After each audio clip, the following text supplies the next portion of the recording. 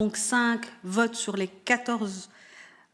Et donc j'aurais voulu relancer ce jour, cet après-midi, un appel pour voir si les autres partis allaient se joindre à cet accord et s'ils pouvaient aussi nous envoyer les commentaires s'il y en a.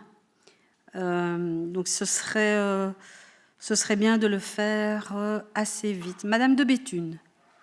Dank u, voorzitter. Ik heb de tekst gelezen. Het is een uitstekende tekst. Mijn gelukwensen aan degenen die de tekst hebben gemaakt. Ik denk in uw fractie en de experten. Hele goede tekst. Ik heb wel een paar suggesties en ideeën nog. Dus de vraag is, ik wil deze tekst graag mee ondersteunen of mee ondertekenen, of ik weet niet wat de procedure is. Maar we zouden wel graag een paar amendementen neerleggen. En ik heb die nog niet geschreven. Dus ik weet niet wat is het traject. Dus moet ik erop ingaan, op de inhoud, of alleen over de procedure? Non, on note que vous co-signez avec les autres collègues du MR, d'Ecolo Groen et du PS. On peut attendre vos remarques, hein, bien sûr, puisque nous avons de toute façon, je regarde l'agenda en même temps, nous avons une commission, nous pourrions en tout cas organiser une commission le 26 juin. Alors, on a toute la journée. On ne pouvait pas le faire le 22 parce que les salles avec Zoom sont déjà occupées par la Chambre et donc on doit, vous savez qu'on doit un peu jongler avec nos collègues de la Chambre. Et donc, ce serait le 26. Alors, on peut évidemment programmer aujourd'hui, si vous voulez qu'on se réunisse le 26 au matin ou le 26 après-midi. Nous sommes ouverts à toutes les propositions. On peut le faire le 26 à 10h du matin. Est-ce que ça convient? Je vois que le groupe MR est d'accord. Écolo? Le 26, c'est un vendredi.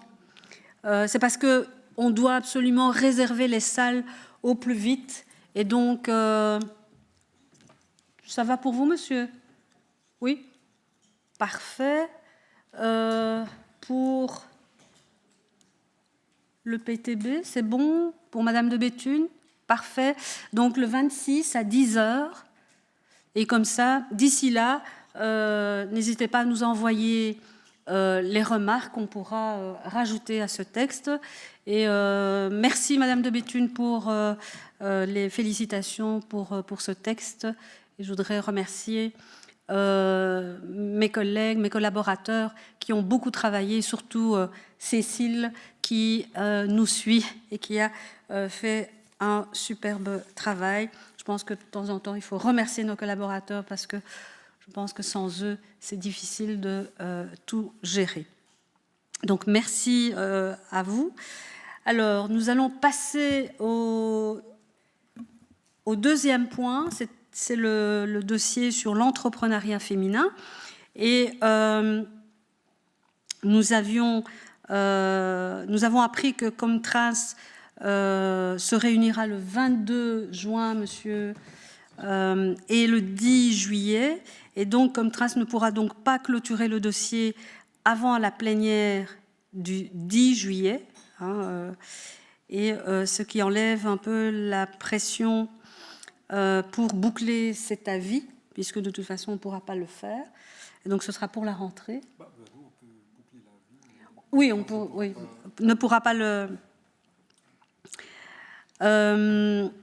alors, donc c'est pour ça qu'on propose aussi de réunir le comité, donc le 26 c'est OK, et le dossier violence entre partenaires ne pourra donc pas être déposé avant le 10 juillet. On peut déjà le voter le 26 ? Oui. On va voir au fur et à mesure, si vous le permettez, des séances, parce que comme il est parfois difficile de se projeter pour le moment à long terme, on va avancer petit à petit dans ce dossier. Alors, nous avions un rapporteur qui est pour ce dossier entrepreneuriat féminin, Monsieur Courard. Et donc, nous attendons un projet d'avis avant le 23 juin. Je pense qu'on a tout dit, hein, monsieur. Voilà. Pardon, Madame Reckmans. Mais donc, le 26 juin, on examinera cet avis et on pourra l'adopter. Absolument, absolument, oui. Comme ça, on avance, parce que c'est ce qui avait été dit ici à la au dernier comité, c'est qu'on voulait évidemment clôturer ce dossier qui nous a pris pas mal de temps, mais c'était un dossier très, très important. On souhaitait l'adopter avant les vacances parlementaires. Ça va ? Alors, nous passons au point sur la proposition de résolution visant à encourager et soutenir davantage l'entrepreneuriat féminin. C'est une proposition qui avait été déposée par M. Van Guensenhove et M. Boucher, ainsi que Mme Duren, M. Rickdams et Mme Dose. C'est le document 7/114/1. Et nous avions reçu les demandes pour les auditions. Alors, je remercie nos hôtes aujourd'hui, elles sont là, toutes les trois. Et donc, je voulais remercier, excusez-moi si je prononce mal votre nom, Madame Stobeler, qui est présente. Merci de nous rejoindre aujourd'hui, ainsi que qui est professeure à la Business School flamande, Madame Eileters, qui est présidente nationale de l'Association des femmes chefs d'entreprise de Belgique. Bonjour Madame et bienvenue parmi nous. Et Madame De Vriend, qui est directrice générale de Markant. Alors, aujourd'hui, nous allons commencer ces auditions par Madame de Stobeler. Bonjour Madame. Je pense que votre micro va être ouvert incessamment sous peu. Bonjour Madame. Goedemiddag. Bonjour. Alors, je vais vous céder la parole. Nous avions décidé que ce serait pour 10 minutes par personne. Et donc, on va commencer. Moi, je propose qu'on fasse les auditions et puis qu'on pose les questions par la suite. Vous êtes d'accord ? Tout le monde est d'accord? On va faire comme ça. Voilà, vous avez la parole, madame. Dank je wel. Ik heb geen slides voorbereid. Ik heb heel uitgebreid notitie genomen in het document zelf. Ik zal dat ook overmaken. Eerst en vooral alleszins heel blij te zien dat er een resolutie op tafel ligt om vrouwelijk ondernemerschap meer aan te moedigen en meer te steunen. Dat kan ik alleen maar toejuichen. Misschien ook eventjes mijn eigen expertise duiden. Mijn expertise situeert zich vooral in gendergelijkheid. Dus niet noodzakelijk puur toegespitst op vrouwelijk ondernemerschap, maar gendergelijkheid in het algemeen. Wat natuurlijk ook wel een impact heeft op hoe ik het document gelezen heb. Dus dat wil ik wel even als context meegeven. Mijn algemene feedback die ik zou willen meegeven is, ik zie een sterke focus op het aantrekken van vrouwen naar ondernemerschap toe. Wat ik misschien iets minder terugvond, was het bijkomend gaan ondersteunen en succesvol maken van die vrouwen die reeds ondernemer zijn en die de stap naar ondernemerschap reeds gezet hebben. Allicht is dat een bewuste keuze, maar ik wou toch even meegeven dat dat voor mij erg opvallend was. Dat daar toch heel veel nadruk op lag op het aantrekken van vrouwen naar ondernemerschap. En ik vroeg mij ook af waarom. Hè, want als je bijvoorbeeld naar heel wat cijfers kijkt, dan zie je dat in de startfase in heel wat landen de balans eigenlijk nog 50-50 is. Ik zag hier wel andere cijfers, maar dat die balans eigenlijk nog meer aanwezig is. Maar wanneer je dan eigenlijk gaat kijken naar die groeifase, dus wanneer ondernemingen eigenlijk die stap zetten naar groei, dan zien we eigenlijk dat daar de groeibedrijven voor een minderheid, een tiental procent, door vrouwen worden geleid. En daar zit dus ook wel ergens een barrière nog, merken we. Dus daar denk ik dat het was mijn initiële feedback vooral van, let op dat je niet enkel de micro-ondernemingen of de micro-initiatieven heel erg gaat stimuleren, maar zorg er ook voor dat je doorheen dat traject zeker die vrouwelijke onderneemsters succesvol helpt maken. En dan zag ik wel in het document nadruk op financiering, wat daar zeker een struikelblok kan zijn. Wat mij ook opviel, was een zeer sterke nadruk op het bewustzijn creëren, rolmodellen meegeven, vooral ook via onderwijs, het ondersteunen van een betere work-life balance en ook een focus op het wegnemen van biases bij financiering. Allemaal zaken waarvan ik alleen maar kan zeggen, ja, we weten ook uit onderzoek, dat zijn zeker zaken die helpen. Het enige dat ik misschien wel als kanttekening wil meegeven is, wat we wel weten, ook uit onderzoek, is dat rolmodellen een dubbel effect kunnen hebben. Dus iets waar je zeker mee moet opletten is een stukje de super role models naar voren gaan schuiven. Want soms kan dat ook een averechts effect hebben. Blijkt ook uit internationaal onderzoek. Dus zorg ook dat je iets verder gaat dan puur rolmodellen. Ik zie ook, er zit vooral ook een focus op de cijfers, de aantallen omhoog krijgen en zorgen dat er meer diversiteit is wanneer dat het gaat over het aantal vrouwen die ondernemer zijn. Nu natuurlijk, diversiteit is één zaak. Inclusie is iets anders. Je goed voelen in die rol. Ook het gevoel hebben dat je daar niet de ene barrière naar de andere moet overkomen, is minstens even belangrijk om je te handhaven in zo'n ondernemersrol.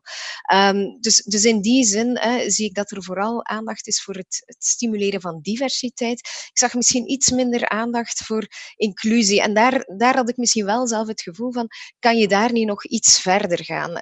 Gaat het niet over meer dan puur genderstereotypen weghalen uit handboeken? Maar gaat het niet ook gewoon al over het wegnemen van de barrière? Wij zien dat bijvoorbeeld zelf ook in onze opleidingen, waar je in onze opleidingen voor startende ondernemers, we zien dat 1/3 vrouw is. Wanneer we dan gaan kijken naar de groeibedrijven, is dat nog amper 5% van de groep die vrouw is. En als je dan kijkt, barrières, work-life balance, maar vaak ook financieel, dat soort zaken. Dus ik vroeg mij af, kan je niet nog een stapje verder gaan dan puur het aanbieden van die rolmodellen? En ik denk dat het ook niet enkel gaat over genderstereotypen weghalen uit handboeken, maar bijvoorbeeld ook over het echt expliciet aan bod laten komen van dit probleem in lessen. Het bespreekbaar maken van genderstereotypering in lessen en eigenlijk ook het bredere maatschappelijke debat daar rond versterken. Dus handboeken, onderwijs, ik kan dat alleen maar onderstrepen, heeft een heel grote impact in hoe mensen denken.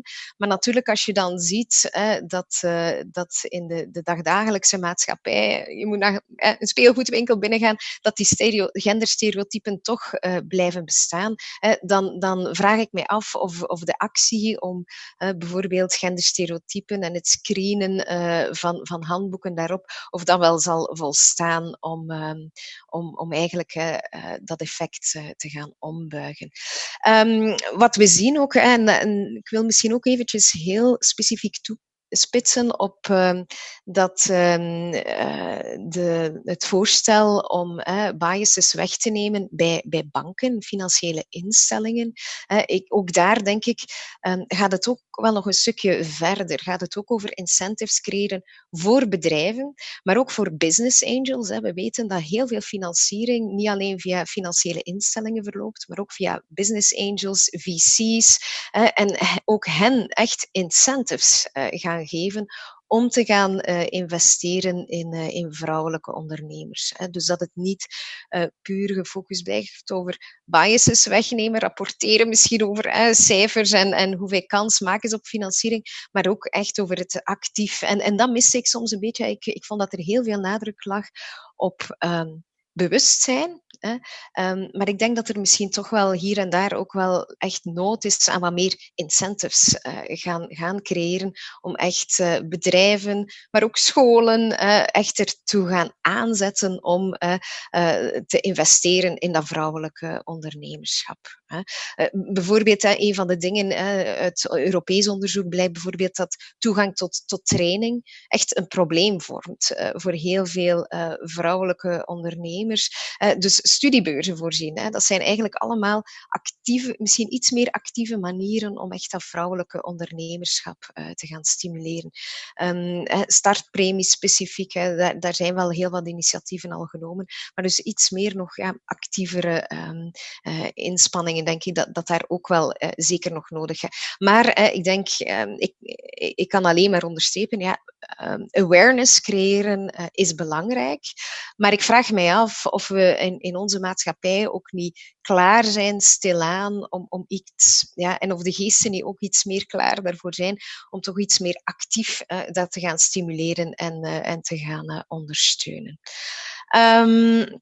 Ik weet niet of jullie graag hebben, ik had nog een aantal meer gedetailleerde opmerkingen genoteerd. Hebben jullie graag dat ik daar nog even doorga?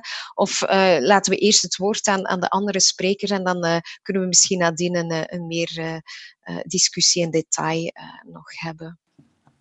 Ik luister even naar wat jullie Non, vous pouvez voorkeur. continuer, madame, comme ça on passera. Ja, Oui, oké, dan je vous ga en ik prie, even oui. mijn detailopmerkingen er nog bij nemen. Ja, dus ik denk dat het ook wel goed zou zijn om misschien op pagina 2 bijvoorbeeld, wordt er gesproken over het aantal vrouwelijke zelfstandigen, dat groeit. Ik denk ook daar dat het misschien ook wel nuttig is om zo eens de positieve kant van de zaak ook verder te belichten. We weten ook dat de kans op slagen groter is. Dus vrouwen wachten misschien langer om een onderneming te starten, maar we weten ook wel uit onderzoek dat wanneer ze het doen, de kans op slagen groter is. Dus in die zin moeten we dat ook wel misschien als een positief signaal zien, dat mensen, dat zij misschien iets meer nadenken voor ze in het diepe springen.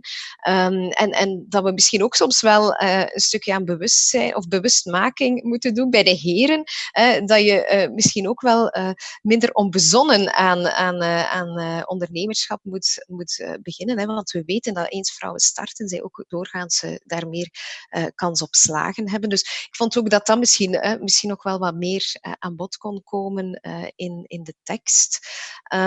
Ik ben nu even aan het kijken. Dus de correlatie, dat is het puntje waar denk ik het meeste mee worstelde. De positieve correlatie tussen economische prestaties van een onderneming en de mate waarin er genderdiversiteit is van het managementteam. Eigenlijk klopt dat niet helemaal, want we weten eigenlijk dat in de ene helft van de cases de genderdiversiteit eigenlijk een negatieve impact heeft op prestaties. Dus dat niet zoveel te maken heeft met aantal vrouwen dat er aanwezig in zo'n managementteam, maar wel met de mate waarin er sprake is van inclusie. Ja? Want als je enkel aan je cijfertjes werkt, maar eigenlijk die vrouwen zitten daar voor de schone ogen en voor bij wijze van spreken om voor de cijfertjes te zorgen. We weten dat dat eigenlijk een negatieve impact heeft op de prestaties van een onderneming. Dus het vergt toch wel nog iets meer dan puur het is niet zo'n positieve correlatie als dat hier in de tekst misschien naar voren komt. We weten dat dat in de helft van de gevallen wel zo is, maar in de andere helft van de gevallen niet zo. En het verschil zit hem vooral in, is er ook sprake van inclusie in die managementteams. Dus dat vond ik wel, en ik vind dat het beide soms een beetje worden door elkaar vermengd in de tekst. Schoolboeken, ik haalde het al aan. Ik volg dat zeker. Maar opnieuw, ik denk dat het ook verder moet gaan dan dat. Leerkrachten, krijgen zij een lerarenopleiding bijvoorbeeld? Bij ons op Vlerik worden wij heel bewust daarin getraind om zeker elke vorm van genderstereotypering uit de weg te gaan. We proberen dat zoveel mogelijk te doen. Maar zit dit standaard bijvoorbeeld in de opleiding van leraren, van mensen die aan hogescholen lesgeven? Dat zijn zaken, denk ik, ik weet het eigenlijk niet. Dus daar heb ik zelf geen zicht op. Maar puur schoolboeken alleen, dat leek mij vrij beperkt. Maar misschien zijn er al initiatieven waar ik mij niet van bewust ben, uiteraard. Ja, opleidingen en informatie moeten niet alleen bestemd zijn voor vrouwen die zich al op de arbeidsmarkt bevinden, maar eigenlijk voor alle vrouwen die zich nog niet op de arbeidsmarkt bevinden ook. Dus eigenlijk echt het stimuleren van ondernemerschap zo vroeg mogelijk. En dat zien we ook wel, dat hoe sneller je vrouwen aanspoort tot stemeducatie, tot ondernemerschap, hoe groter ook de kans is dat zij zeker die stap gaat zetten. Dus dat kan ik wel echt alleen maar toejuichen, dat jullie niet alleen jullie richten tot de volwassen populatie, bij wijze van spreken, maar dat je echt bij de kern van de zaak wil starten en echt heel vroeg in die schoolloopbaan al interventies wil gaan doen. Ik denk dat dat wel heel belangrijk is. En daar zeker de rolmodellen die mensen dan meekrijgen, dat zijn absoluut belangrijke zaken. Dus dat kan ik alleen maar zeggen dat ik dat zeker een heel sterk aspect vond van de tekst. Dus ja, toen ik op pagina 6 kwam, ik kan alleen maar akkoord zijn met die vragen die daar worden gesteld. Maar mijn vraag was wel, zijn we als maatschappij niet klaar om nog verder te gaan dan die awareness? Kan hier nog een stap verder worden gegaan? Bijvoorbeeld, ik zag zoiets verschijnen rond, laat ons eens betrouwbare cijfers verzamelen over de toegang van vrouwelijke ondernemers tot bankfinanciering en indien nodig daar maatregelen treffen. Ergens heb ik zoiets van, we kunnen dat doen, maar ergens weten we ook wel uit internationaal onderzoek dat dit een issue is. En dat dat niet puur een issue is naar bankfinanciering toe, maar ook financiering van VC's, van business angels.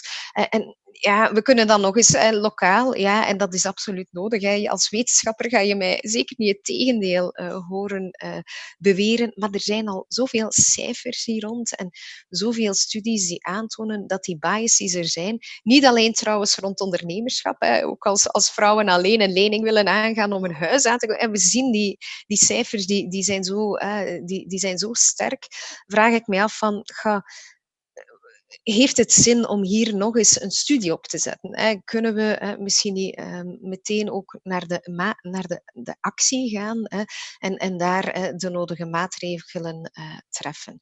Maar opnieuw, ik snap ook wel, zeker als onderzoeker kan ik alleen maar toejuichen dat we cijfers willen, uiteraard ook om onze beslissingen te staven. Tegelijk vind ik dat er wel al heel veel onderzoek is. De maatregelen rond combinatie werk en gezinsleven vond ik positief. Ja. Laat ons daar verder in gaan. Wat mij minder duidelijk was, is van hoe zie je dat? Hoe ga je daar nu verder in gaan? En dus daar had ik misschien zelf wel iets in de tekst van. Is het mogelijk om dat nog iets meer te gaan concretiseren? Want voor mij vergt dat niet alleen maatregelen nemen naar vrouwen toe, maar zeker ook maatregelen nemen naar de heren toe. Het voor hen makkelijker, maatschappelijk meer aanvaardbaar maken om ook parttime te werken. Want als we kijken naar de cijfers, ook al is parttime werk voor iedereen even toegankelijk, onafhankelijk. Toch zien we dat heren daar veel minder voor kiezen. Hè, omdat er toch nog een maatschappelijk stigma berust op parttime werk. Dus ja, maar ik had graag iets meer geconcretiseerd gezien. Hoe zie je dat? Hè? Die verder gaan in die maatregelen en daar ook niet alleen puur je gaan richten op die vrouwen en moederschapsrust en dat soort zaken, maar ook van wat gaan we doen om het stigma rond mannen en flexibele loopbanen, om dat een stukje weg te nemen. En hoe kunnen we nog verder gaan, puur dan de maatregelen die we daar vandaag... Dus daar had ik iets meer concretisering misschien willen zien. Est-ce que je Wat mij, peux vous demander, madame, ja, de ja. clôturer, s'il vous plaît, parce que vous avez largement dépassé les 10 minutes. Oké, voilà, mag je ik vous nog laisse één clôturer. laatste ding zeggen Bien misschien? sûr. Ja, één laatste element dat ik misschien nog wil toevoegen is, in de tekst vond ik dat het wordt er geregeld gesproken over werkgelegenheid in sectoren met minder vrouwen. En ik vond dat het niet altijd duidelijk was, gaat het hier nu over bedrijven en ondernemingen die reeds bestaan? Gaat het hier over startende ondernemers? Dus dat denk ik dat iets duidelijker komt. Dus dat is het laatste punt dat ik nog wou aanhalen. Maar zoals gezegd, veel uitgebreide nota's, dus ik kan ze zeker absoluut nog doorsturen. Absolument. Merci beaucoup. Mais vous pouvez nous envoyer ces notes que nous, évidemment, doe ik. transmettrons à nos collègues. Merci, madame. Je vais céder la parole immédiatement à madame Eile Ters, qui est présidente de l'Association des femmes chefs d'entreprise de Belgique. Vous avez la parole, madame Eile Ters. Et merci pour votre contribution. Et merci à vous pour votre invitation. Donc, c'est vraiment très important pour une association comme la nôtre de pouvoir relayer les demandes et revendications de mes membres. Je vais peut-être vous passer un petit PowerPoint où j'ai résumé un peu ces revendications. Je vais partager mon écran.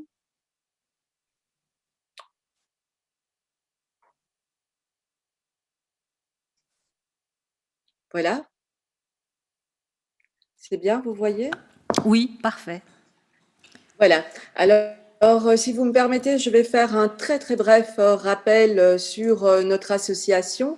Donc, nous sommes la plus ancienne association des femmes chefs d'entreprise de Belgique, puisque nous avons été fondés en 1949 et en décembre, nous avons fêté nos 70 ans. Alors, l'autre point également qui nous distingue, c'est que nous sommes une association internationale de femmes chefs d'entreprise qui sont représentées donc dans 120 pays sur tous les continents, ce qui fait un réseau très puissant de millions de membres. Alors, en Belgique, nous sommes à travers tout le pays. Ce qui est important également de préciser, c'est qu'au niveau du conseil d'administration, nous sommes toutes des bénévoles parce que nous avons toute notre entreprise en parallèle. Donc, c'est pourquoi il me semble important de pouvoir vous éclairer sur certaines de nos revendications puisque nous sommes vraiment bien placés pour vous expliquer les défis auxquels nous sommes confrontés chaque jour de notre entreprise.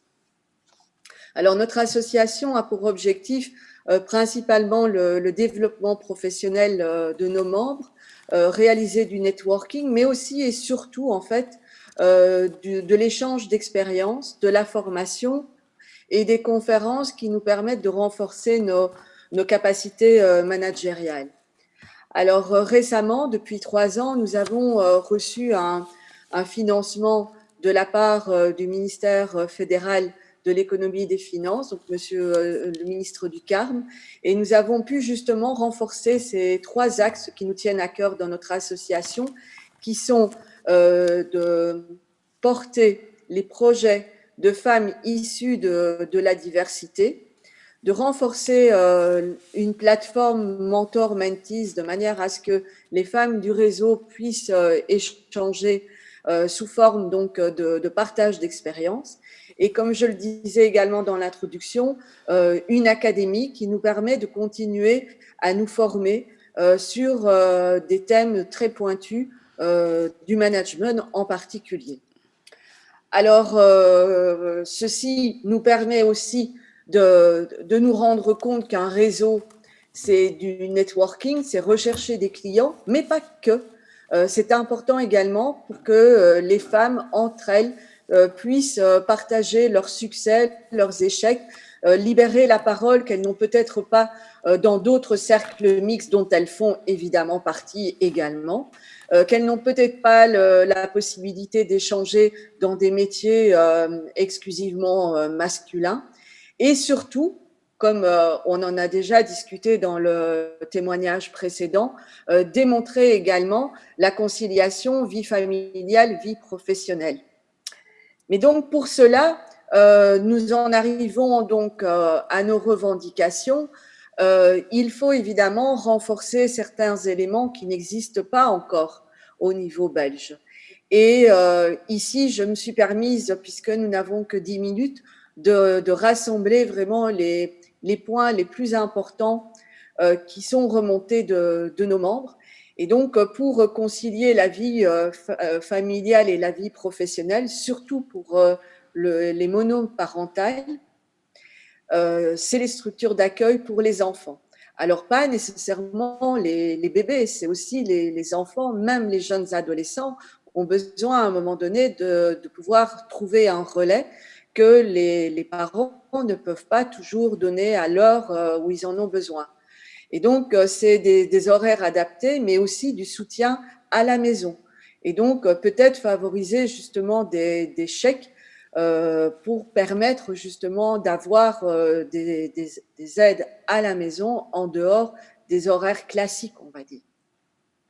Le second point, c'est évidemment l'égalité salariale, homme-femme. Alors, vous nous direz, oui, mais bien sûr, au niveau employé, il a déjà été mis en évidence et il reste d'actualité. Mais savez-vous également qu'il y a une différence entre les prestations horaires des indépendantes?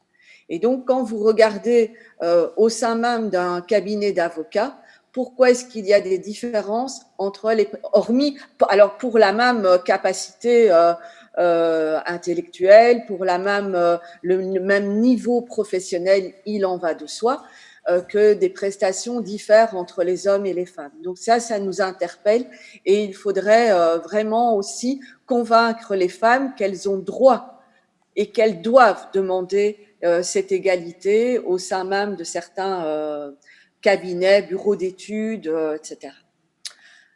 Et le troisième point, qui est vraiment indispensable pour l'entrepreneuriat féminin, c'est l'accès au financement. L'oratrice précédente en a déjà parlé. C'est évident que l'accès au financement au départ de l'entreprise est important, mais également en cours de croissance. Et parmi mes membres, nous avons des cas très précis de femmes qui sont bloquées dans le scale-up et ne trouvent pas alors des financements au niveau des business angels qui demandent des cautions au niveau de services, de financement public. Les financements publics sont plus frileux à porter sur des entreprises qui sont parfois des TPE, mais qui ont les capacités d'évoluer vers des entreprises avec plusieurs centaines de personnes. Donc, c'est le véritable scale-up qui est problématique. Alors, l'autre élément qui revient très souvent parmi nos membres, c'est au niveau des demandes de financement au niveau des banques. Systématiquement, les banques demandent des cautions solidaires. Donc, ça veut dire que les femmes, alors là, c'est en couple ou monoparental, c'est dans les deux cas, doivent porter solidaire leur maison, soit parfois même mettre de l'argent sur des comptes pour avoir accès à des financements bancaires. Alors, voilà, ça peut être une des solutions, mais rendez-vous compte, la situation dans laquelle on se trouve actuellement en période de crise, ça veut dire que lorsque non seulement on est dans une situation de crise où on perd sa clientèle, par exemple par fermeture obligatoire, où on se rapproche petit à petit des manques de trésorerie, qu'on atteint les limites imposées légalement du bord de la faillite, eh bien, c'est les parties solidaires personnelles qui vont alors être impactées. Donc ça, on considère que c'est quelque chose qui devrait être interdit au niveau bancaire, de pouvoir obliger des femmes à se porter solidaires. Et enfin, le troisième point qui remonte très souvent, c'est le fait de l'investissement en capital. Les investisseurs ont plutôt tendance à accorder des prêts plutôt que d'investir en capital, ou alors ils investissent en capital et rendent minoritaire la femme, ce qui lui engendre évidemment des problèmes en termes de gestion de sa propre société. Donc malheureusement, je n'ai pas le temps ici de vous développer tous les nombreux exemples que nous avons dans notre réseau, des femmes qui peuvent témoigner concrètement de ce qu'elles rencontrent au quotidien. Et inutile de vous préciser que ces problèmes sont exacerbés au moment de ces périodes de crise. Alors justement, en termes de période de crise, les femmes ont été particulièrement exposées à une vulnérabilité qui n'était pas du tout présente auparavant. Donc déjà, le fait de travailler à la maison et de devoir concilier la garde des enfants a été vraiment problématique pour les chefs d'entreprise, puisque dans ce cas-là, il y avait un problème d'équilibre à la maison. D'autre part, on a été très surprise que les mesures qui étaient mises en place par les gouvernements n'étaient pas proportionnelles à des facteurs clés, totalement objectifs, comme le chiffre d'affaires et de la perte engendrée par cette crise. On n'en tient même pas compte.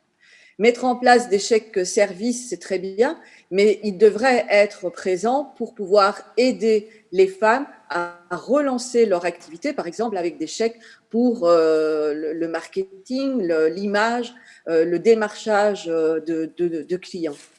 Et enfin, le fait d'octroyer des facilités temporaires n'est évidemment pas une solution, puisque ce n'est que reporter le problème après la crise. Alors, si vous me permettez, dans la proposition qui a été formulée au niveau du Sénat, on a retrouvé évidemment des propositions qui rejoignaient les objectifs de notre association. Alors, pour les mettre en place, je suis, moi, en tant que présidente nationale de l'association, obligée quand même de mettre en avant que lorsqu'une association est composée de bénévoles, comme c'est le cas pour chef d'entreprise, nous devons recevoir également des financements publics, parce que nous, pour l'instant, nous n'avons aucun financement récurrent. Ce n'est que des financements sur base de projets que nous avons déposés, qui sont des projets temporaires, comme nous l'avons pour Fer de Lance. Alors, c'est déjà très bien, mais une fois que le projet se termine, nous devons, nous, vivre sur les cotisations que volontairement nous mettons très basses pour permettre à toutes les jeunes entrepreneuses de pouvoir faire partie du réseau. Et donc, dans certains pays voisins, comme au Luxembourg, femme chef d'entreprise est considérée d'utilité publique et reçoit des financements récurrents qui leur permettent de pallier à leurs frais de fonctionnement pour que les femmes puissent continuer à échanger, se former au management, s'entraider, témoigner, se serrer les coudes et créer les binômes mentor-mentees. Donc, notre revendication alors est plutôt au niveau d'associations de bénévoles pour que le soutien aux femmes chefs d'entreprise soit dans le développement de leur carrière avec des plans d'action qui sont beaucoup plus soutenus et qui nous permettraient, nous, en tant qu'association, d'avoir une communication beaucoup plus professionnelle. Dès lors, si je peux conclure ma présentation, lorsque des femmes vont partager les clés du succès, c'est absolument indispensable. Mais partager également des expériences dans la version la plus réaliste, c'est-à-dire dans les succès, mais également dans les échecs. À ce moment-là, vous touchez à quelque chose de sacré dans la manière d'échanger entre elles. Vous créez une unité, c'est ça que notre réseau essaye de faire depuis plus de 70 ans. Et moi, je suis un relais et j'espère pouvoir, dans quelques mois, passer le relais à d'autres femmes pour pouvoir continuer cette sororité. Et donc, nous revendiquons vraiment de pouvoir continuer pour créer cette unité à travers les réseaux féminins et soutenir l'entrepreneuriat féminin. Je vous remercie pour votre attention et reste à votre disposition. Merci. Merci à vous, Madame la Présidente, et merci pour avoir respecté le timing très juste. Vous restez évidemment avec nous puisqu'il y aura certainement des questions. Et donc, je vais céder la parole à Madame De Vriend, qui est la directrice générale de Markant. Vous avez la parole, Madame, et bienvenue parmi nous. Dank u wel, mevrouw de voorzitter. Beste allemaal, dank u voor de uitnodiging ook. Ik ga meteen ook een PowerPoint met u sharen. Kunt u deze goed zien? Oui, absolument. Ja, oké, prima, goed. Wij willen de resolutie graag becommentariëren vanuit Markant VZW. Wij zijn een vereniging met ongeveer 22.000 leden. Wij noemen onszelf Netwerk van Actieve en Ondernemende Vrouwen, omdat ondernemerschap nu eenmaal in ons DNA zit. Niet al onze leden zijn zelfstandig ondernemend, maar het zijn er wel veel. Ik ga proberen of ik nu verder kan. Ja, we vinden het alleszins eerst en vooral, zoals ook andere sprekers al hebben gezegd, super positief dat de draad van de resolutie vrouwelijk ondernemerschap weer opgenomen wordt. En we zijn het, om maar meteen met de deur in huis te vallen, ook absoluut eens met alle overwegingen, A tot H, die leiden tot deze resolutie. Dus daar ga ik verder niet te veel blijven bij stilstaan. Ik neem een aantal fragmenten uit de resolutie en geef daar in deze PowerPoint commentaar bij. Het gaat eerst en vooral over 1.1 op pagina 6. Dat gaat over het verder zetten en het uittypen van de initiatieven.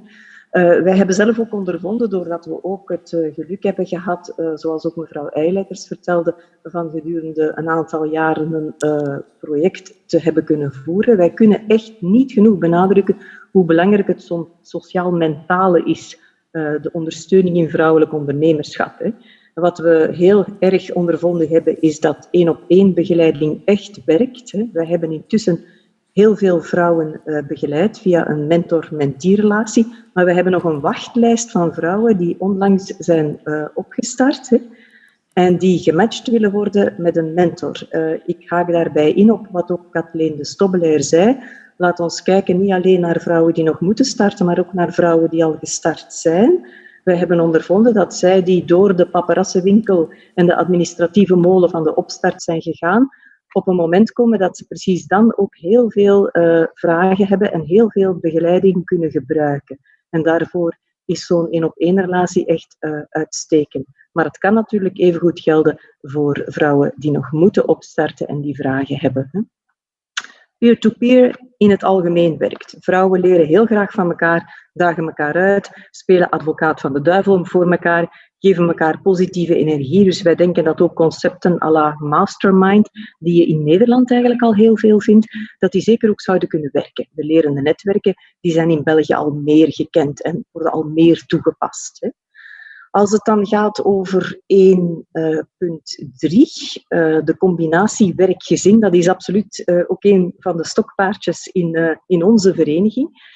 Wij vinden alleszins de genomen maatregelen met betrekking tot zwangerschapsverlof, uitbreiding van de moederschapsrust en de semi-automatisch toegekende dienstencheques, dat vinden wij natuurlijk zeer positief, dat er is gekomen.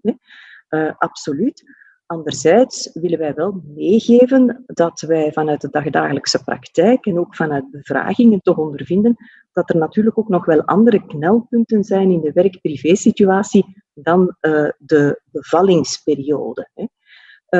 Heel concreet, bijvoorbeeld wat kinderopvang betreft, het aantal opvangplaatsen, kwantitatief, is al heel sterk uitgebreid in ons land. En dat is positief. Maar wat we vaak van vrouwen horen, en heel specifiek nog meer van zelfstandig ondernemende vrouwen, dat is dat er te weinig flexibiliteit is qua openingsuren. Dus mensen die ondernemer zijn in retail bijvoorbeeld, die werken op zaterdag. Of de winkel kunnen ze 's avonds maar om 6:30 sluiten. En noem maar op. Heel veel kinderopvangplaatsen zijn daar niet op afgestemd. Nu is dat voor een individuele opvangplaats misschien ook niet zo gemakkelijk om dat waar te maken, maar we denken dat er mogelijkheden zitten in het stimuleren van samenwerkingsinitiatieven tussen diverse kinderopvangplaatsen om op die manier aan de nood van ouders, specifiek zelfstandig ondernemende vrouwen, ouders, te kunnen tegemoetkomen. En natuurlijk, dat is iets dat de vrouw in kwestie meestal nog net iets meer ter harte gaat dan de mannelijke partner.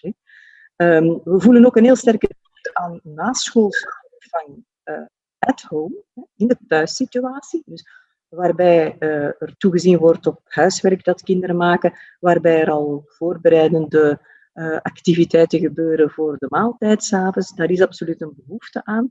Maar we voelen toch nog een tekort aan een zeker statuut van bijvoorbeeld gepensioneerden die de tijd hebben om dat op zich te nemen, of mensen die 4/5 werken. Er was daar een mogelijkheid gekomen eigenlijk via de bijkluswet, maar aangezien die nu eigenlijk vernietigd is omwille van eigenlijk andere redenen, denken wij dat vrouwen daar straks toch weer een beetje in de kou, vrouwen en mannen natuurlijk, daar straks toch weer een beetje in de kou zouden kunnen komen te staan. We zijn ook van initiatieven zoals de bredere school, waarbij er gekeken wordt naar een betere samenwerking tussen de school, onderwijs op zich en de naschoolse hobby's. Waarom kan de muziekles bijvoorbeeld niet in de schoollokalen onmiddellijk na het beëindigen van de school plaatsvinden? Dat zou eigenlijk vrouwen en mannen die in ondernemerschap staan helpen in de combinatie. Want nu is het vaak na school taxi spelen eigenlijk naar de hobby van de kinderen. Daar moeten allemaal op worden. Dus, en dan het is al gezegd, het mannelijke partner in het opnemen van de zorg en de huishoudtaken. Dus we denken dat er daar zeker nog eens gekeken kan worden naar het Scandinavisch model van tijdskrediet bijvoorbeeld, waarbij dat Oui, pardon madame. Je pense qu'on a un petit souci de son avec votre micro. Excuseer? Oui, je disais que nous avons un petit problème de son, on n'entend pas et nos traducteurs non plus. Et je pense que dans l'Assemblée, ça a été compliqué un peu à un moment donné. Vous pouvez... Oh, oké. Ah, super. Maintenant, ça va mieux, merci. Oui. Is het op dit moment goed? Of is het nog altijd... Deux petites minutes. La dernière, oui. Oui, vous pouvez reprendre 2 minutes avant, s'il vous plaît, parce qu'on ne vous entendait plus. Zal ik hier ongeveer hernemen dan? Dus wij stelden voor dat er nog andere knelpunten zijn, werk-privé, dan de periode van de bevalling, waar er al uitstekende maatregelen voor genomen zijn. Wij zouden eigenlijk graag, indien mogelijk, nog meer flexibele kinderopvang zien. Naast de kwantiteit van de kinderopvangplaatsen, dus flexibiliteit qua openingsuren.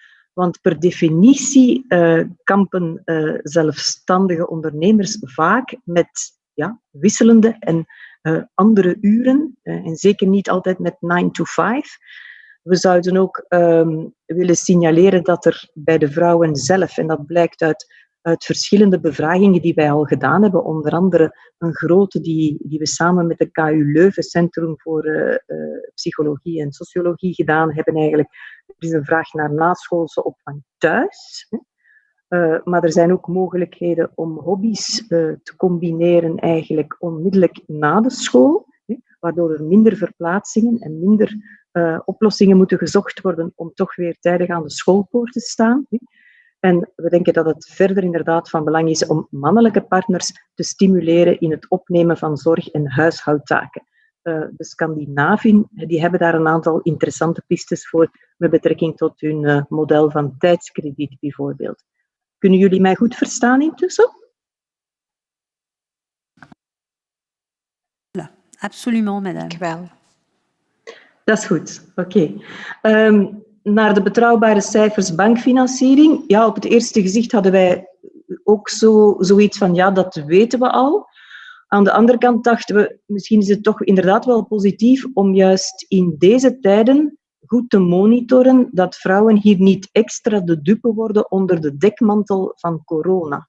Dus wij zijn zeer benieuwd of die kloof in deze tijden groot, of die bias in deze tijden groter zou worden. Dus het lijkt ons toch wel interessant om het op te volgen.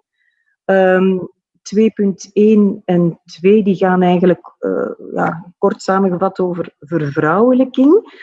De tekst die daar staat, wij vinden dat zeker positief. Nu, indien de stelling inderdaad is, maar zoals Kathleen de Stobbelaere zei, dat is niet 100% helemaal correct. Maar indien de stelling is dat het interessant is voor een beroep of een sector dat beide genders vertegenwoordigd zijn, inderdaad op voorwaarde dat er dan sprake is van inclusie, dan denken wij dat zowel vervrouwelijking als vermannelijking moet gestimuleerd worden. Een beroep als verpleging mag natuurlijk ook verder vermannelijken. Kleine kanttekening. We moeten er toch nog wel blijven voor waken dat jongeren kunnen gaan doen als beroep wat ze graag doen. Dus er moet nagedacht worden over hoe een bepaald beroep of een bepaalde sector aantrekkelijk kan gemaakt worden voor beide genders. In casu eerder het vrouwelijke gender.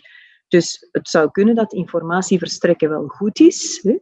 Van oké, daar heb je veel kansen op een job, et cetera. Dat is allemaal heel nuttig, maar het zou ook kunnen dat het op zich niet voldoende is om de jongeren uiteindelijk echt aan te trekken om die keuze te maken.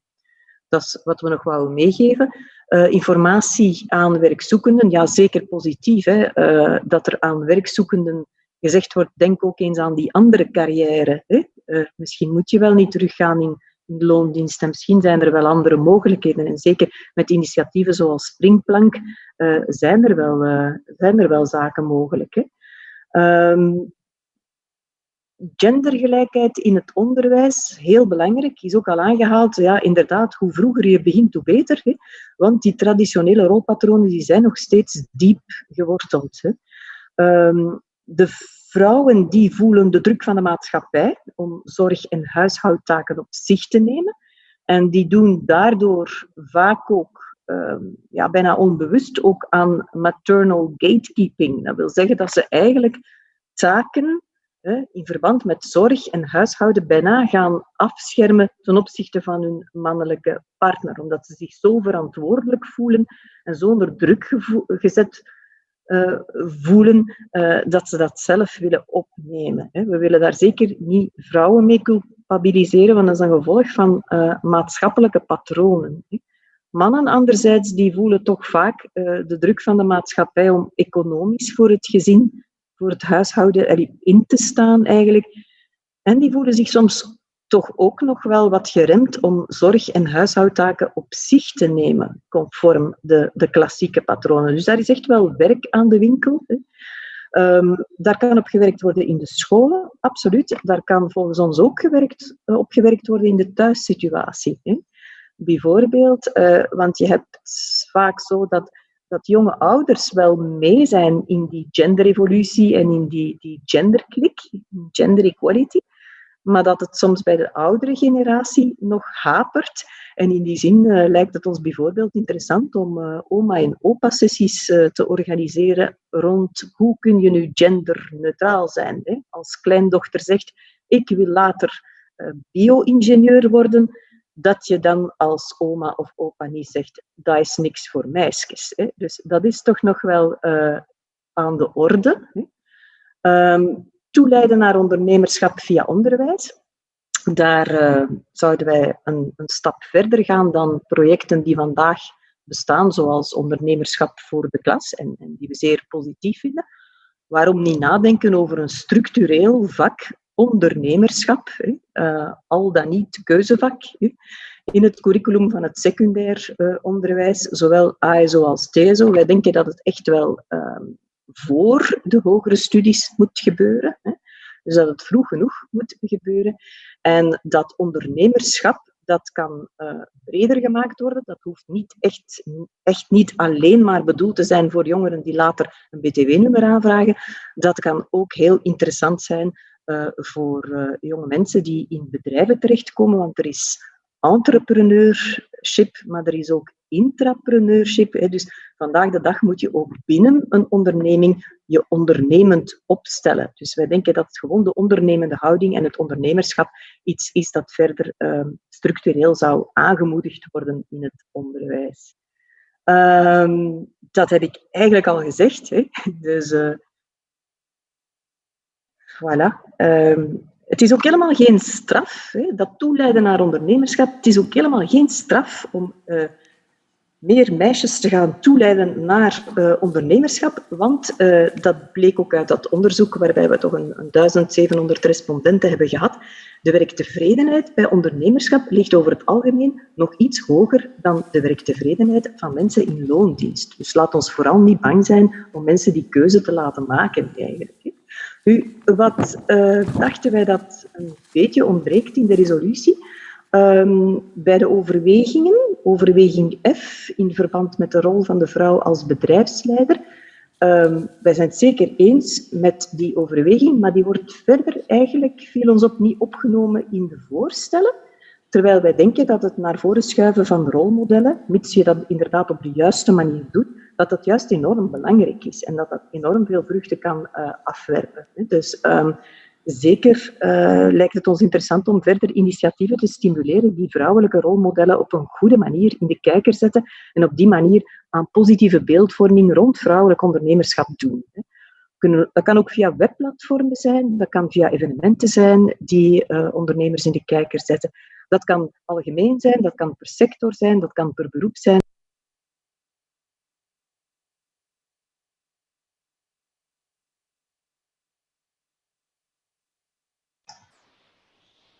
Diane, je bent weer gemute. Oui. Oui. Madame, vous m'entendez? Hallo? Oui. À un moment donné, on vous a perdu. Il y a deux petites secondes, voilà. Ja, vreemd, hè? Het springt blijkbaar zo nu en dan automatisch op mute, terwijl ik er niet aankom. Désolé. Waar zijn jullie mij kwijtgeraakt? Sur les plateformes internet qui mettraient en lumière les dames, voilà, les femmes. Ja, oké, dat is een mogelijkheid. Of evenementen die vrouwelijke ondernemers of bedrijfsleiders in de kijker zetten. En dan had ik nog gezegd eigenlijk dat ik een partij mis in deze resolutie en dat zijn de media, omdat zij ook een belangrijke rol kunnen spelen met betrekking tot beeldvorming vrouwelijk ondernemerschap, door vrouwelijke bedrijfsleiders en vrouwelijke ondernemers naar voren te schuiven in programma's, panels, interviews en dergelijke meer. En wat nog? Is ook al aangehaald, vrouwen zijn over het algemeen voorzichtiger dan mannen. Dat heeft soms zijn voordelen, inderdaad, omdat ze wat meer analyseren en heel bezonnen aan het ondernemerschap beginnen. Toch denken wij dat we hen toch nog moeten stimuleren om te durven springen soms. Hè. Dat is soms toch nog wel nodig. Je ziet dat omdat ze vaker ook starten in bijberoep dan in hoofdberoep. Hè. En dat heb je dus nog vaker bij vrouwen dan bij mannen. En wat je ook vaak ziet, is dat ondernemerschap niet de eerste keuze is, maar pas later in de loopbaan opduikt. Bijvoorbeeld na x aantal jaren in loondienst. Terwijl wij denken dat bijvoorbeeld met zo'n vak ondernemerschap in middelbaar onderwijs, dat je dat eigenlijk al onmiddellijk zou kunnen stimuleren eigenlijk, om ook aan ondernemerschap als eerste keuze te denken en voluit voor die carrière van ondernemer te gaan. Dus denken we dat het van groot belang is dat flankerende maatregelen met betrekking tot werk-privé nog sterker worden uitgebouwd. Hè. Ondanks het feit dat er al mooie evoluties zijn, dat er in deze coronatijden misschien ook een economisch vangnet moet uitgebouwd worden om eerste ondernemerschap te stimuleren, want men gaat misschien nog meer bevreesd zijn om eraan te starten. Dat het sociaal statuut sowieso aantrekkelijk genoeg moet zijn. Er zijn al heel wat stappen gezet, maar er kan nog verder gekeken worden. En vrouwen moeten daar zeker heel nadrukkelijk over gehoord worden. Vertrouwd raken met ondernemerschap van in het secundair onderwijs lijkt ons belangrijk. En dan, wat heeft corona ons geleerd? Dat is dat digitalisering superbelangrijk is en dat bijvoorbeeld in de retail ondernemers die niet mee waren met een webshop of met hun digitale luik, dat die bij wijze van spreken een aantal maanden vogel voor de kat zijn geweest. Dus het lijkt ons ook heel belangrijk binnen ondernemerschap dat de digitalisering goed benadrukt wordt en goed bijgebracht wordt aan alle ondernemers. Ik wou alleen nog even signaleren dat er nog cijfers van 2017 in het document staan. Dat heeft waarschijnlijk te maken met het feit dat het eerder al gestart was, maar dat er intussen ook cijfers van 2018 zijn van RSVZ. En dat die ietsje positiever zijn voor het aandeel van de vrouwen. Het gaat gestaag, het gaat langzaam, maar we kunnen zeker accelerators gebruiken. En dank u wel allemaal voor uw aandacht. Merci beaucoup, Madame de Vriend. Merci à vous trois pour ces contributions. Mais je m'en voudrais aussi de ne pas remercier les contributions écrites qui nous ont été envoyées, celles de Madame Asgout, ainsi que celles de Madame Tito et celles de Madame Santalena, qui ne pouvaient pas être présentes parmi nous, même en visioconférence, puisque nous avons dû changer les dates de notre comité. Et donc, je les remercie. Vous avez normalement reçu les contributions écrites aussi. Alors, je vais ouvrir la discussion générale avec nos sénateurs présents. Y a-t-il des questions? Parce que j'ai deux questions que Madame de Béthune m'a laissées pour Madame de Stobeler, mais je vais laisser d'abord la parole aux sénateurs qui souhaitent prendre la parole. Madame Reckmans, Monsieur de Mesmaeker. Monsieur de Mesmaeker? Monsieur de Mesmaeker. Dank u wel, voorzitter. Bedankt voor de presentaties, dames. Ik denk dat we zeker heel wat opgestoken hebben, heel wat voorzetten gekregen hebben om de tekst ook aan te vullen en te verbeteren. Ik had een aantal vragen voorbereid die eigenlijk in de loop van de presentaties al beantwoord zijn. Dus dat is een teken dat de presentaties heel goed waren om te beginnen. Maar het is wel een vreemde contradictie die we moeten vaststellen, is dat vrouwen vaker slagen als ze ondernemen, blijkbaar beter voorbereid zijn, meer bezonnen te werk gaan. En dat wil dus zeggen dat we daar allemaal iets kunnen van leren, ook de mannen uiteraard. En toch is het moeilijker, en dat horen we bij verschillende presentaties terug, toch is het voor hen moeilijker om toegang te krijgen tot financiering. Dat is iets wat eigenlijk toch wel een contradictie is en waar we toch wat dieper moeten op inzoomen, dieper moeten op inkijken. Waarom is dat? Hoe komt dat toch? En hoe kunnen we daar iets aan doen? En des te belangrijker natuurlijk als het gaat om groeibedrijven die dan toch toekomst in zich hebben. Dat is dus vreemd. Ik weet niet of een van de sprekers daar nog verder kunnen op ingaan om daar te achterhalen hoe dat precies komt en hoe we dat kunnen verhelpen. Er is ook verwezen naar een paar buitenlandse voorbeelden. Mastermind in Nederland, het Scandinavisch model voor tijdskrediet. En dat brengt mij bij de vraag, zijn er nog meer recepten uit het buitenland die gewerkt hebben voor het aanmoedigen van vrouwelijk ondernemerschap? We hoeven niet altijd het warmwater uit te vinden. Misschien zijn er nog meer in onze buurlanden of verder weg waar we even zouden kunnen naar kijken. Een volgend kort vraagje. Is er eigenlijk verschil merkbaar in het vrouwelijk ondernemerschap tussen de verschillende gewesten van dit land. Maar ook bijvoorbeeld wat de aanpak in het onderwijs betreft, daar is een paar keer over gesproken. Zijn er gemeenschappen die wat dat betreft verder staan dan andere? En dan een laatste vraagje. Zijn er ook sectoren waar vrouwen meer ondernemen in vergelijking dan mannen? Dat is het.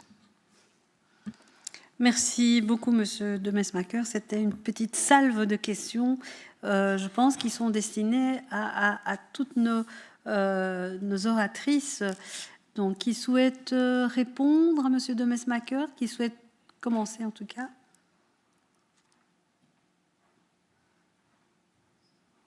Madame de Strobelair? Ja, ik wil gerust starten.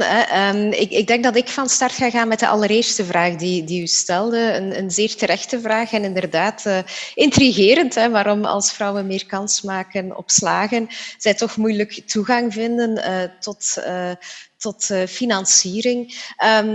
Ook daar zien we dat zeker in de financiële sector er ook een genderprobleem is.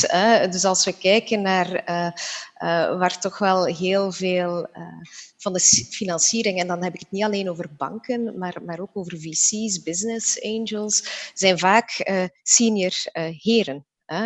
Zeker als we kijken naar business angels en VC's is dat een realiteit. En waar we die misschien niet expliciet discrimineren of niet heel bewust dat doen, maar waar we toch weten dat er heel veel impliciete biases zijn en dat vrouwen zich dubbel zo hard moeten bewijzen en dubbel zo hard moeten werken om te tonen dat zij toch die financiering waard zijn. Dus dat zien we ook uit heel veel studies, die, ook al is men zich niet bewust van die biases, die zijn wel heel sterk aanwezig, zeker wanneer het gaat over financiering en putting your money where your mouth is, bij wijze van spreken. Dus ik ga op die vragen antwoorden. Misschien Diane of Muriel, kunnen jullie even aanvullen voor de andere vragen? Oui, peut-être sur les différences entre les communautés et les enseignements. Qui souhaite répondre? Ja. Oui, Wil ik je vous dat en prie, doen? Madame de Vriend. Ja, er zijn lichte verschillen tussen de gewesten. Hè. Dus de cijfers die in de resolutie staan zijn inderdaad voor België. Brussel had een hele grote achterstand met betrekking tot het vrouwelijk ondernemerschap, maar is de laatste jaren wel sterk aan het inhalen. En Vlaanderen doet het iets beter dan België in zijn totaliteit. Hè. Ik wou ook nog even antwoorden op de vraag in verband met cases uit het buitenland. Wat mij onmiddellijk te binnen schiet, is eigenlijk aansluitend bij het belang van de mentor-mentee-relaties die wij zeker zien. Dat is dat de UK daar al heel wat jaren superactief mee bezig is. En dan gaat het echt over duizenden begeleidingen. En daar komen alleszins positieve berichtgevingen uit. Dus misschien is het interessant om in die case een keer dieper in te duiken, om te kijken wat het ook in cijfers effectief teweeg heeft gebracht. Qua sectoren waar vrouwen meer in ondernemen, ja, je ziet dat er een aantal sectoren zijn die echt goed vertegenwoordigd zijn. Dus vrouwen ondernemen vaker dan mannen in een aantal te verwachten sectoren, zoals mode bijvoorbeeld. Hè. Mode, textiel, daar zie je dat wel duidelijk. Hè, dat er een aantal sectoren zijn die daaruit springen. Dat is zo wat ik nu genoteerd had als antwoorden. Merci. Madame Eileters, vous souhaitez rajouter une petite réponse à Monsieur de Mesmaeker? Oui. Oui, en effet, on est assez surprise quand on voit les résultats au niveau des diplômés. Alors c'est vrai qu'il existe encore des secteurs où il y a beaucoup moins de femmes présentes, peut-être probablement en effet dans les STEM et au niveau de certains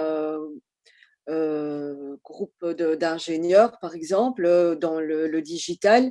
Mais de plus en plus, en effet, on voit que même si on est à l'égalité hommes-femmes dans les diplômés, qui sont souvent aussi les femmes qui ont les plus hauts diplômes et les plus beaux grades, on ne les retrouve quand même pas dans ces filières en tant qu'entrepreneurs, entrepreneuses. Donc, c'est ça qui est assez inquiétant. On se focalise souvent sur des filières où justement les femmes manquent, mais dans les filières où vous êtes à égalité de diplômés et de diplômées, on ne les retrouve pas non plus. Donc c'est ça qui est inquiétant. Donc à un moment donné, il faut aussi pouvoir se dire qu'il y a une stimulation, même au niveau de l'université, pour que ces femmes diplômées, alors je dis université parce que là aussi, mais dans toutes les filières, pour qu'il y ait des témoignages que dans des filières particulières, l'entrepreneuriat est aussi une possibilité. Donc, les hauts fonctionnaires, c'est super, mais l'entrepreneuriat, ça peut être aussi très intéressant dans certaines filières, notamment de prestations de services et d'expertise chez les ingénieurs, par exemple. Voilà. Merci, madame. Vous avez eu toutes vos réponses, monsieur de Mesmaeker? Parfait. Madame Reckman souhaitait prendre la parole. Vous avez la parole. Merci Madame la Présidente. Merci Mesdames pour vos présentations. Je pense que vous avez mis le doigt sur toute une série de problèmes ou d'interrogations par rapport au texte de la résolution, à la fois sur des chiffres qui pourraient être actualisés, sur des propositions qui pourraient être concrétisées, sur base de votre expérience et d'un certain nombre de remise au point finalement par rapport à certains présupposés, notamment sur la réussite, hein, sur la performance des entreprises s'il y a diversité, etc. Et donc c'est intéressant parce que ça nous amène à retravailler le texte, à l'améliorer le cas échéant. Alors j'aurais voulu vous demander effectivement, moi je suis interpellée par plusieurs choses. Vous avez toutes montré l'importance d'avoir des formules de conciliation vie familiale, vie professionnelle, notamment dans un travail indépendant qui a des horaires plus exigeants. Comment faire ça sans mettre en péril aussi ou sans faire retomber la responsabilité d'abord sur les femmes seules, en tant que responsables et en devant parfois payer et prendre en charge financièrement tous ces coûts complémentaires éventuels en matière d'accueil et d'accompagnement, et d'autre part en faisant dépendre la réussite de certaines femmes entrepreneuses du travail sous-payé d'un certain nombre d'autres catégories de femmes. Et donc de créer des distorsions, ou en tout cas avoir un impact qui est parfois négatif sur une série de catégories de travail précarisé, de travail précaire des femmes, et en particulier des femmes sans grande formation et des femmes issues de la diversité, racisées comme on dit maintenant. Et donc ça, c'est une première question. Comment dépasser cette contradiction? Parce que vous parlez avec raison de l'importance des réseaux, de la sororité, et je trouve que c'est effectivement très important. Mais dans toute une série d'autres cas, on est au contraire sur un risque d'exploitation accrue d'autres femmes.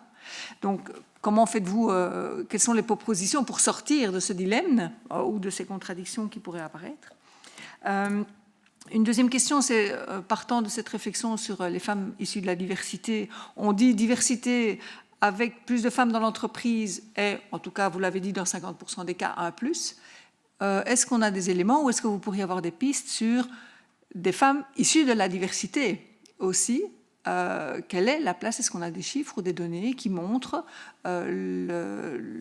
éventuellement la représentativité des femmes entrepreneurs avec le tissu social, le tissu tel qu'il est en particulier à Bruxelles, mais pas seulement. Et ne retrouvons-nous pas, ou n'avons-nous pas un risque dans ce cas, de retrouver des femmes qui se lancent dans l'auto-emploi parce qu'elles sont coincées dans un bottleneck, hein, dans un cul-de-sac, parce qu'elles ne trouvent pas un emploi. Tout simplement parce que soit le type d'exigence que l'on a d'elles ne correspondent pas à ce qu'elles veulent faire, mais aussi parce qu'elles sont en but à de la discrimination double en tant que femme et en tant que personne issue de la diversité, et que donc elles se lancent vers l'entrepreneuriat faute de mieux. Et donc, est-ce qu'on a des chiffres différenciés éventuellement ou des chiffres un peu plus précis sur cette situation? Voilà, c'est un élément important de voir les solutions par défaut choisies par un certain nombre de femmes. Alors ça peut être un tremplin positif intéressant. Quels sont les ingrédients et les mécanismes éventuellement spécifiques pour que ce soit une réussite? Ou bien est-ce que c'est parmi celles-là que l'on retrouve tous ces échecs qu'il y a dans les premières années, dans les 3 premières années, comme vous l'avez identifié. Troisième question, sur l'accès au financement, les statistiques, les chiffres. La résolution le rappelle, et vous êtes plusieurs à l'avoir rappelé, on a besoin de chiffres actualisés. Alors, c'est pas une question, c'est une question générale. On manque en général dans nos politiques publiques d'une approche mainstreaming de genre et d'avoir des chiffres qui soient différenciés par genre de manière systématique. C'en est un exemple de plus. À quel endroit, concrètement, est-ce que c'est à l'INS, est-ce que c'est au Conseil des finances, à quel endroit et comment faire en sorte que ces statistiques sur les accès au financement soient davantage accessibles? Merci. Merci, Madame Reckmans. Qui souhaite répondre à Madame Reckmans? Oui, Ik zal misschien een eerste reactie op de tweede vraag al willen geven. Dat is het gedwongen ondernemerschap. Wat ik een stukje hoor, iets dat we zeker, als we internationaal kijken, is zeker een bekommernis. We noemen dat de evolutie naar de gig economy, maar daarin heb je eigenlijk 2 types van gigworkers. Je hebt degene die dat bewust doen en die daar bewust voor kiezen. En dan heb je effectief de groep die dat noodgedwongen doet, omdat ze anders niet gaan hun trekken te komen op de arbeidsmarkt. Veel cijfers zijn daar niet rond. Wat ik wel weet is dat Unizo een tijd geleden daar een studie rond gedaan heeft. En wat daar toen uit naar voren kwam, was eigenlijk, en dat was samen met de Boston Consulting Group, en wat daar naar voren kwam, was eigenlijk dat fenomeen in België vrij beperkt is. Dus als je kijkt naar gigwork in België, zie je dat het in de grote meerderheid van de gevallen eigenlijk een bewuste keuze is. Nu, ik wil daarmee niet zeggen dat het geen issue is. Het is absoluut zeker wel een issue. Dus ik denk dat daar bijvoorbeeld heel concreet misschien wel acties moeten genomen worden op niveau, maar dat is natuurlijk regionaal georganiseerd. Maar je hebt zo het Europees Sociaal Fonds, maar dat is opnieuw voor de gewesten apart. Maar ik denk dat daar zeker interventies nodig zijn, dat er ook wel interventies zijn. Maar ik merk wel in alle financieringskanalen dat die groep van gigworkers niet noodzakelijk veel aandacht krijgt. En ik bedoel dan vooral die groep die noodgedwongen in zo'n statuut belandt. En we weten ook, die groep groeit. Elk jaar groeit die populatie. We zitten nu, denk ik, de voorspelling is dat we eigenlijk tegen 2030, dat er meer gigworkers gaan zijn, mensen die in een of ander zelfstandig statuut werken, dan gewone werknemers. Of die cijfers, die voorspellingen kloppen, valt nog af te wachten. Maar zeker iets waar we moeten over nadenken. Als we evolueren in dat soort economie, hoe zorgen we ervoor dat de sociale ongelijkheden niet plaatsvinden zoals we die in andere landen zien. In de US bijvoorbeeld is dat een zeer groot probleem, waar je eigenlijk een grote groep ziet voor dat ondernemerschap kiezen, omdat niet kiezen, noodgedwongen daarin stappen met alle gevolgen van dien. Dus ik herken het issue. Voorlopig uit de cijfers zien we dat nog geen groot fenomeen is in België, maar ik denk wel dat we daar zeer waakzaam moeten voor zijn.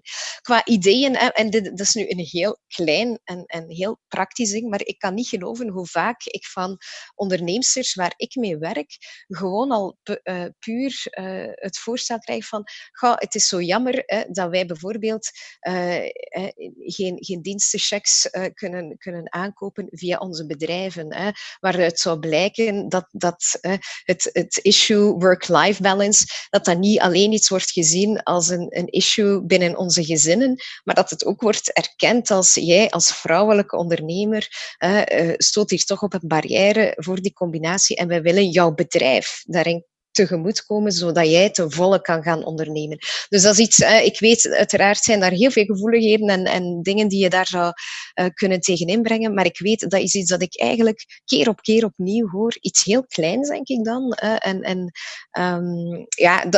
Dat is het eerste dat bij mij naar boven kwam in die allereerste vraag die gesteld werd.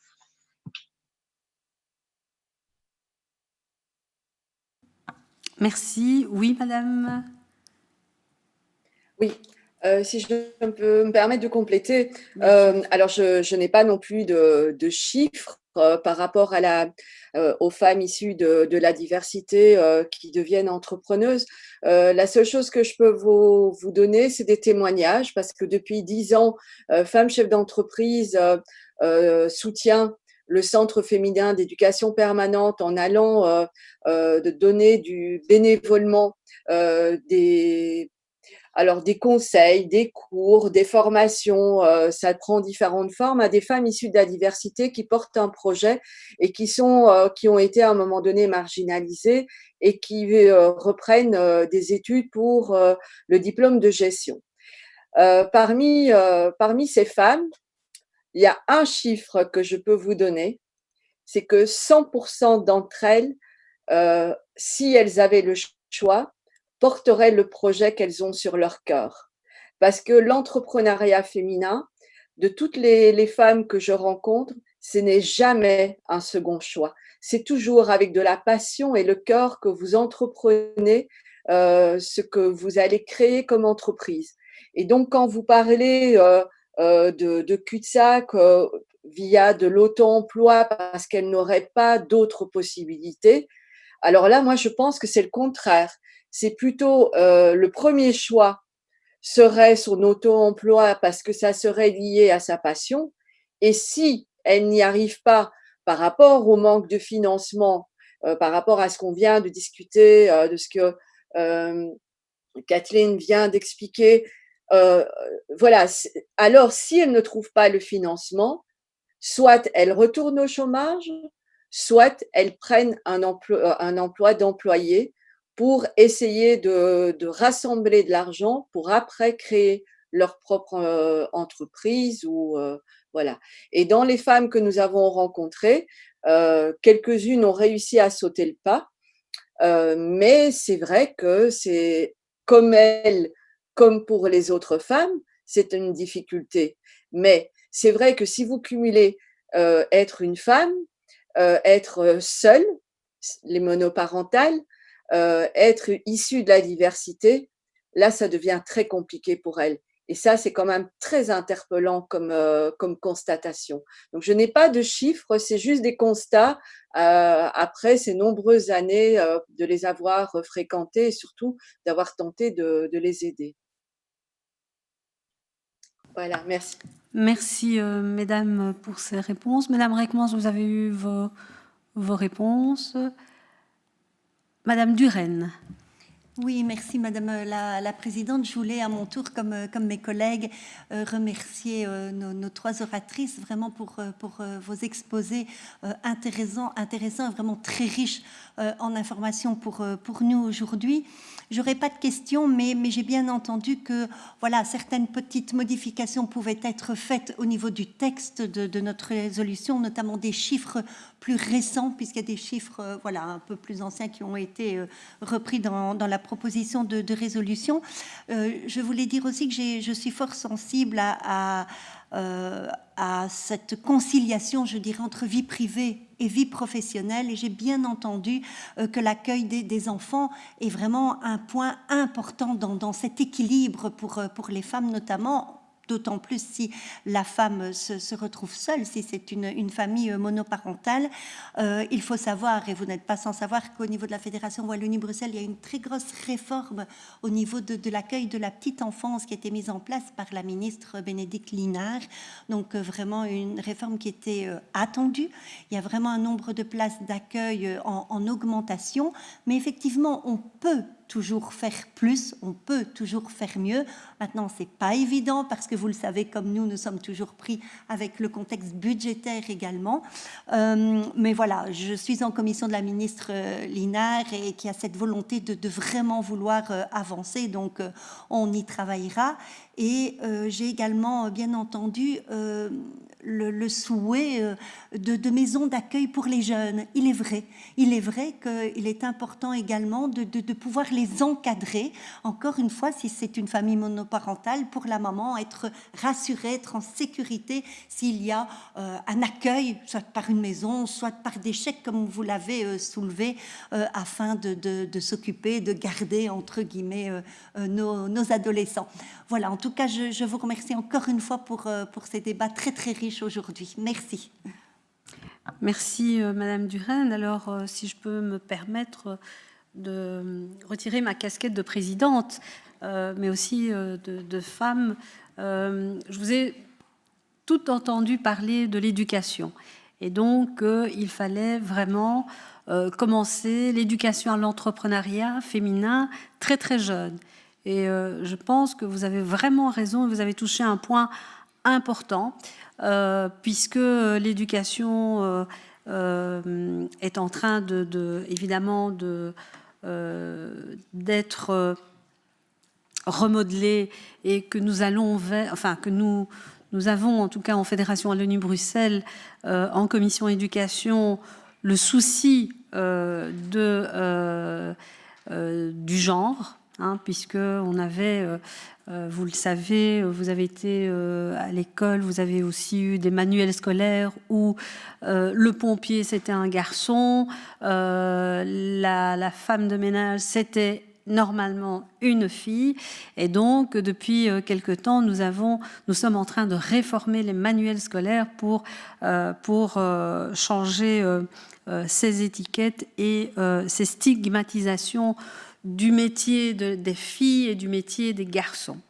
Et donc, pour être présidente de la commission éducation en Fédération Wallonie-Bruxelles, c'est vraiment un élément qui me tient à cœur et je suis ravie de vous avoir entendu sur ça parce qu'il y a encore un chemin énorme à faire pour changer les mentalités, parce que je pense que c'est ça qui est le plus dur, c'est changer les mentalités. Mais avec mes collègues ici, nous essayerons d'y veiller et de faire avancer le schmilblick. J'ai bien entendu qu'il y avait aussi une différence entre le taux d'entrepreneuriat féminin en Flandre, en Wallonie, à Bruxelles, ça commence à augmenter petit à petit. Je me disais, il est vraiment très rare d'entendre dans le monde rural des femmes entrepreneuses. Je pense que je n'ai jamais entendu une femme chef fermier, oui. On me dit que oui, mais moi, je ne pense pas que j'en ai vu. J'aimerais bien, en tout cas... pardon ? La présidente de la foi. Mais c'est vrai que c'est assez rare dans le monde rural, mais c'est parce qu'il y a aussi, évidemment, les mentalités qui doivent tout doucement évoluer, avancer, etc.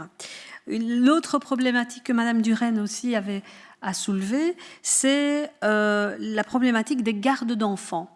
Effectivement, quand on est entrepreneur, quand on est patron, on ne termine pas à 15h30 ou à 16h. Hein, il faut quand on est un homme, c'est beaucoup plus facile parce que la maman, en général, va chercher les enfants à l'école et rentre un peu plus tôt.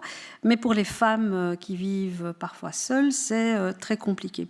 Alors moi, je viens de la ville de Charleroi et il y a quelques années, on avait aussi eu cette problématique des gardes d'enfants pour des métiers tels que les infirmières, les médecins, qui ont des horaires complètement différents, et ainsi que les policières.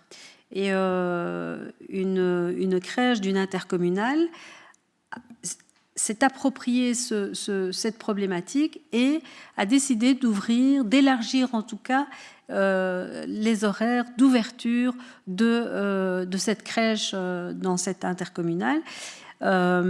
Et cette crèche fonctionne aussi le samedi, le dimanche et avec tous les horaires que les femmes policières ou médecins ou infirmières peuvent avoir. Donc je pense qu'il y a aussi peut-être des pistes à creuser pour ces gardes d'enfants. Par contre, je m'en voudrais de ne pas poser les questions de Madame de Béthune qui a dû nous quitter pour aller dans une autre.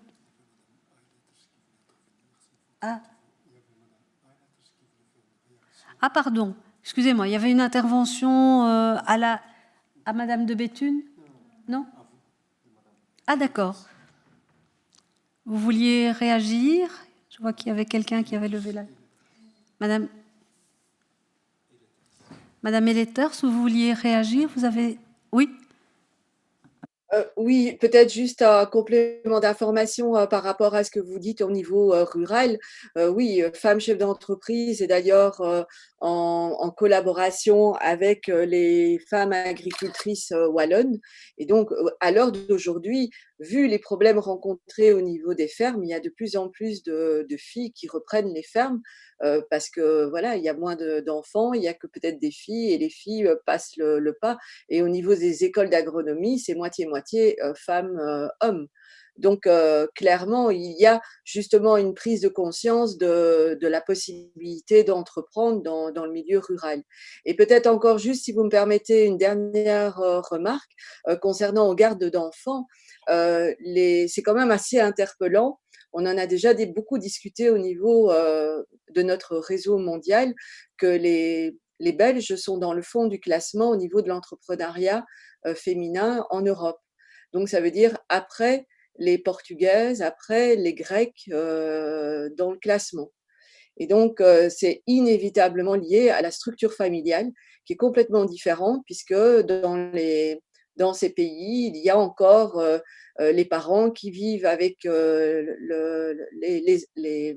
les adultes qui sont donc les enfants qui sont devenus adultes, pardon, et donc les grands-parents peuvent prendre le relais au sein même de l'habitation. Parce que évidemment, on a beaucoup moins chez nous. Et donc, ça peut expliquer le frein à l'entrepreneuriat féminin, c'est cette conciliation de garde d'enfants. Alors, vous parlez des médecins, etc., ce qui est évidemment très préoccupant. On l'a compris là, après cette crise qu'on vient de vivre. Mais n'oubliez pas qu'il y a beaucoup de métiers indépendants où la clientèle, c'est le soir et où il faut aller rencontrer ses clients en soirée et il n'y a aucune structure pour accueillir les enfants, y compris des enfants plus âgés. Et donc, c'est inévitablement dans ces cas-là l'aide à domicile qui doit être accordée à ces femmes. Et n'oubliez pas également aussi, c'est que la femme entrepreneuse, elle se paye très peu. Donc, elle entre dans un cercle vicieux où elle ne sait pas se payer des gardes d'enfants à 20 ou 30 euros de l'heure. Donc, c'est là où on rentre dans le cercle vicieux, c'est qu'elles ne se payent pas suffisamment, elles n'ont pas les moyens et du coup, elles ne cherchent pas d'autres clients et elles n'ont pas de rentrée suffisante. Et c'est ça qu'il faut casser. Merci en tout cas. Merci Madame Eleters pour ces informations supplémentaires. Alors, je m'en voudrais de clôturer sans passer par les questions que Madame de Béthune nous a laissées. Alors, elle s'adresse à Madame de Stobeler. Alors, la première question de Madame de Béthune, c'était, vous avez parlé de diversité et d'inclusion. Pouvez-vous élaborer ces deux concepts et la différence entre ces deux mots? Et sa deuxième question, toujours pour Madame de Stobeler, c'est pouvez-vous concrétiser ou élaborer un peu plus vos propositions sur les incitants actifs, les primes au départ, les bourses d'études, etc. Et à quel incitant actif de nature non financière pensez-vous? Voilà. Goed, ik heb de vragen proberen noteren. Dus diversiteit versus inclusie, om het heel makkelijk uit te leggen. Diversiteit gaat over aantallen. Hoeveel vrouwelijke ondernemers hebben we? Dus hoeveel vrouwen zien we in raden van bestuur? Maar inclusie gaat eigenlijk, benutten we ook de verschillen die er zijn. Een fenomeen dat we bijvoorbeeld zien is, je voegt een vrouw toe aan een raad van bestuur, maar als je dan verwacht dat die vrouw zich eigenlijk op exact dezelfde manier gaat gedragen als de andere bestuursleden, dan kan je niet spreken van inclusie. Inclusie wil zeggen, kan je ook jezelf zijn, kan je ook je diversiteit echt aanwenden om een toegevoegde waarde te gaan creëren. Dus diversiteit gaat over cijfers. Inclusie gaat, benutten we ook de diversiteit die er vandaag is. En wat je ziet is dat je natuurlijk andere interventies nodig hebt. Diversiteit, ja, dan kan je denken richting quota, denken richting maatregelen die we hier vandaag zien om echt het aantal ondernemers te laten toenemen. Inclusie wil eigenlijk zeggen, hoe geef je hen ook het gevoel in het beleid van, dat die vrouwelijke dimensie, die is ook effectief nu meegenomen in de manier waarop ik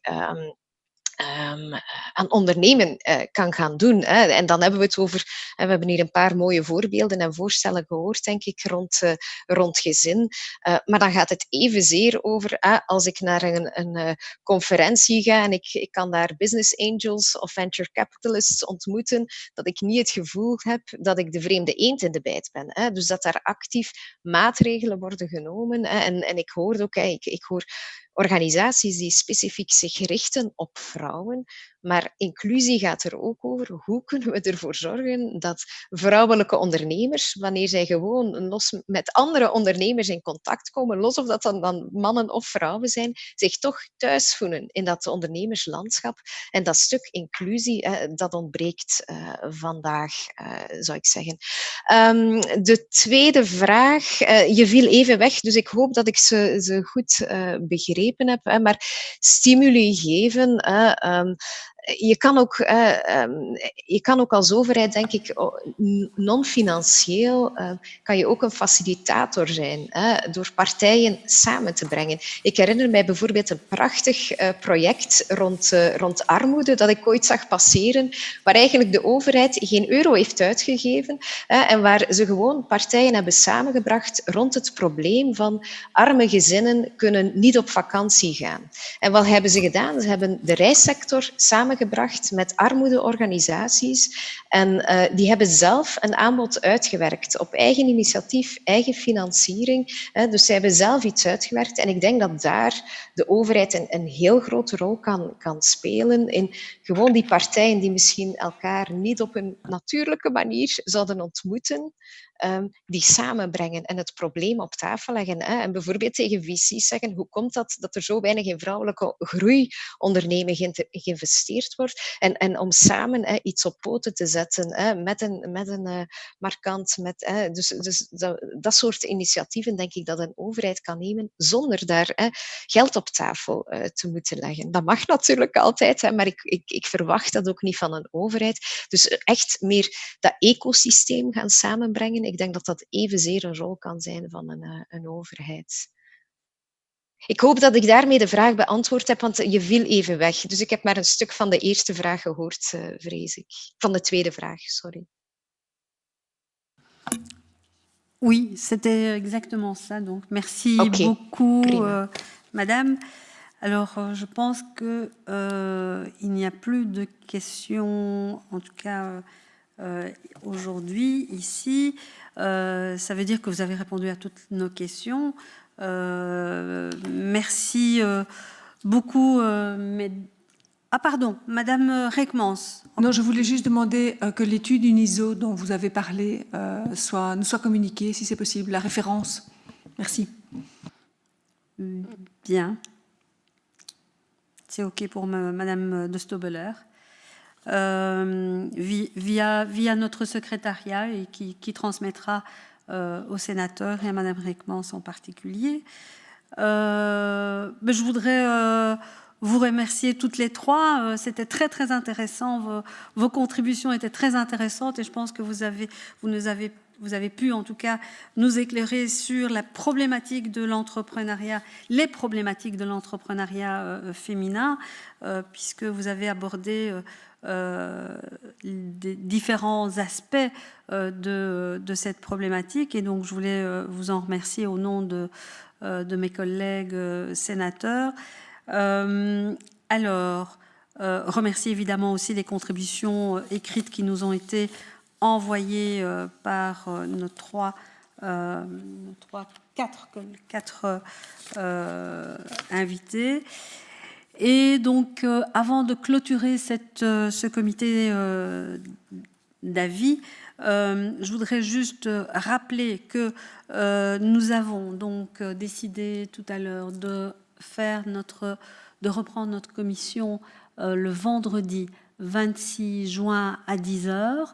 Vous allez recevoir la convocation ainsi que le nom de la salle, parce qu'il est possible qu'on change de salle en fonction d'autres réunions.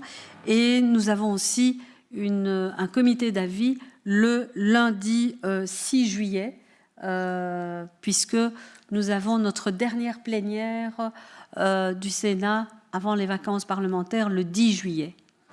Donc comme ça, je pense qu'on va bien avancer en tout cas sur ce dossier-ci, et nous clôturerons certainement les violences entre partenaires. Voilà, ça vous convient comme ça? Bien. Alors, je voudrais remercier notre secrétariat. Merci beaucoup. Remercier nos interprètes qui n'ont pas toujours eu la vie facile aujourd'hui, avec quelques petits soucis techniques. Remercier monsieur qui se trouve tout au-dessus, mais je ne connais pas le nom, pour nous avoir...